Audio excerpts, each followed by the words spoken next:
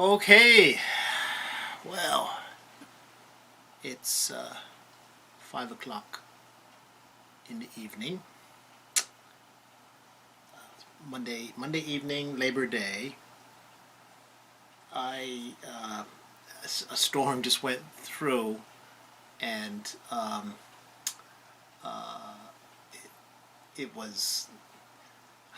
I'm kind of tired, but the storm went through and it started lightning. Well, it started thundering real loud right as I was finishing this novel, and I had to turn off everything, and then I unplugged the laptop that I was writing on, and then I sallied forth. And so, let it be known, the great American novel by B Shawn Clark, which is tentatively entitled Brick Houses, or maybe Houses of Brick. No, Brick Houses. Brick. How do you like that? Brick House. Brick houses. Houses of brick. Brick houses. That's what it's. Houses made of brick. Something like that. Yeah, I know. Maybe it doesn't sound that great, but that's probably what I'm gonna name it, unless an agent picks it up and says, "No, you gotta change it and make it." If in the unlikely event that I get an agent and that they would want to print this stuff. But anyway, gee, why is he wearing the shirt he slept in? I thought he said he was going to take his time this morning and get all ready, get all comfy, maybe take a shower like he did yesterday, and then, but I did say that I might, depending on where I was, I might just get right into it, which is what I did, and I'm glad I did too, because it makes me feel better that it's 5 o'clock. I still have a few hours left before the deadline, before midnight, the stroke of midnight, and I turn into a pumpkin.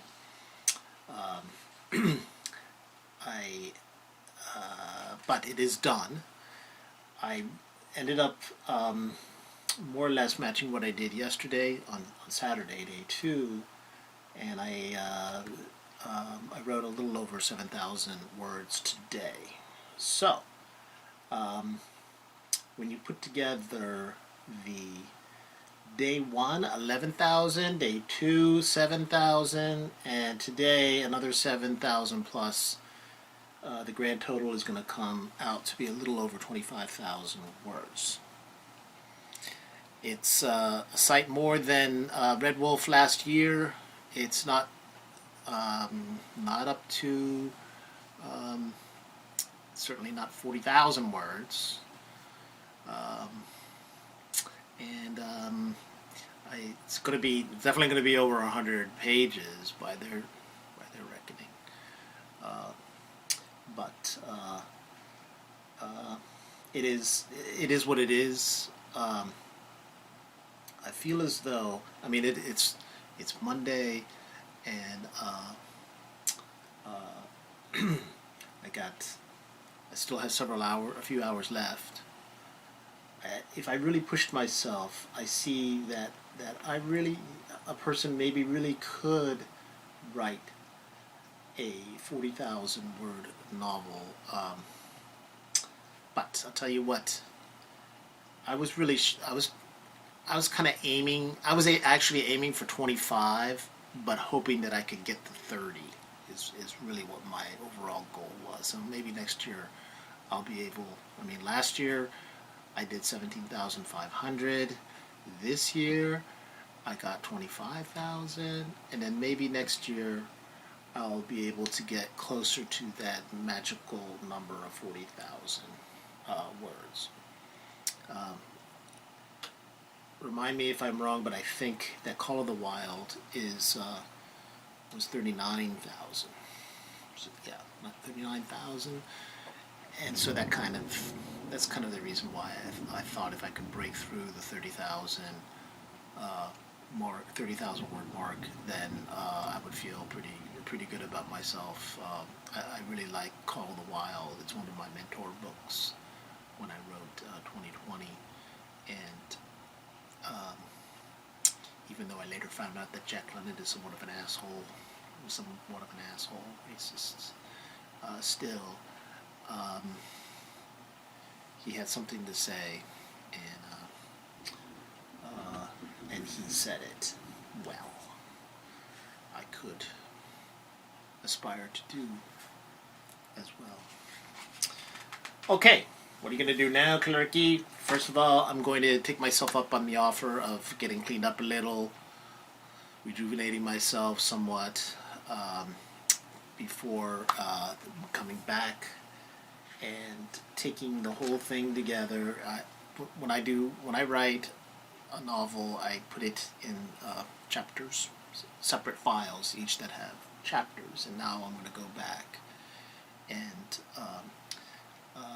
which I more or less have edited as I went along, but it's a light edit. It's not really a really hard edit, and so now what I'm going to do is I'm going to gather up all 20 chapters plus an epilogue that I threw on top, and then I'm going to put it in a big long file. That's going to be the manuscript, and then I'm going to go through and edit it lightly. There might be some additions being inserted. I'm especially wondering about the earlier chapters where I was 800 some odd words, and I probably needed to do something a little more in there. And I'm not saying I add some words to just for the heck of it. It's just that it probably needs a little more. I mean, heck, there's a couple of like chapter number 18 wasn't on the radar screen, didn't exist, but and I think that one, it was an important addition to it, and I think it reads well from what I remember. And there was one other chapter that I created.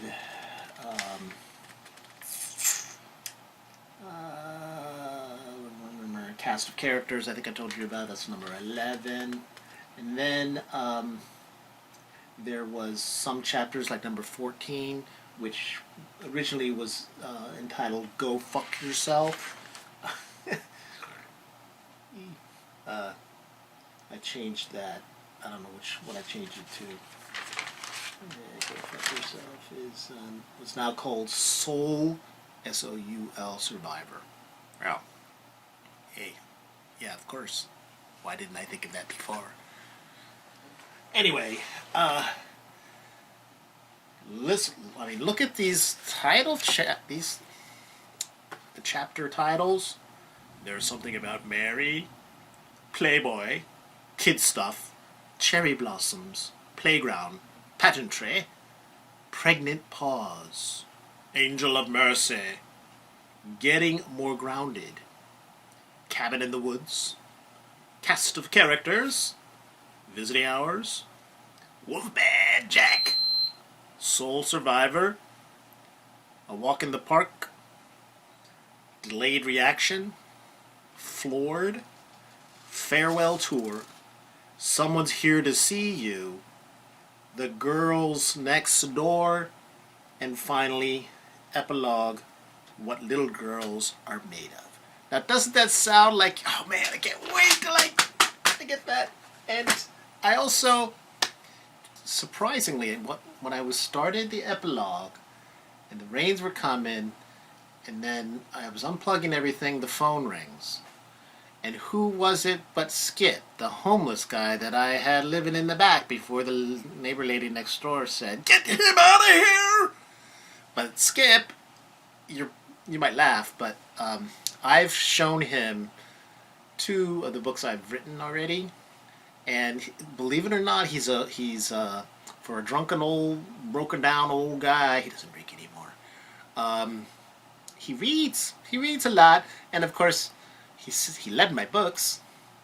He actually analyzed it. I like the other one better because it was more realistic about real life than the first one, which was 2020. So he's gonna read it, and if he really doesn't like it, he won't tell me. But here's the thing: I can give this book to Skip to read, and I can give my good buddy Dave this book to read. But other people, I don't know. In fact, I'm glad he called, and I told him I wanted him to read it, and he said, "I'll read it."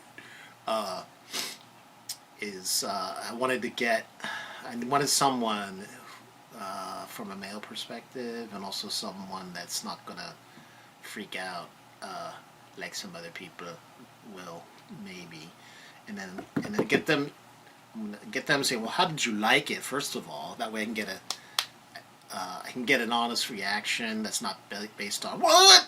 You did what? You what? Oh my God, you can't say that." And they can just say, "Yeah, I liked it. It reads pretty well." And then Dave will say, "Oh, you can't say that, but I liked it. But dang, brother, you can't be talking about that kind of stuff in such detail." And then I'll know if it's really any good, because I don't want to risk giving it to my sister or my girlfriend or my #1 fan or the lady that does my editing. I want to at least run it by those guys first before I decide if and when I'm going to give it to them, or really if the thing will ever see the light of day. But anyway, that's this evening's story. I might check in again when I'm done, just to let you know that I'm still alive, and that I've got to check the rules. I'm supposed to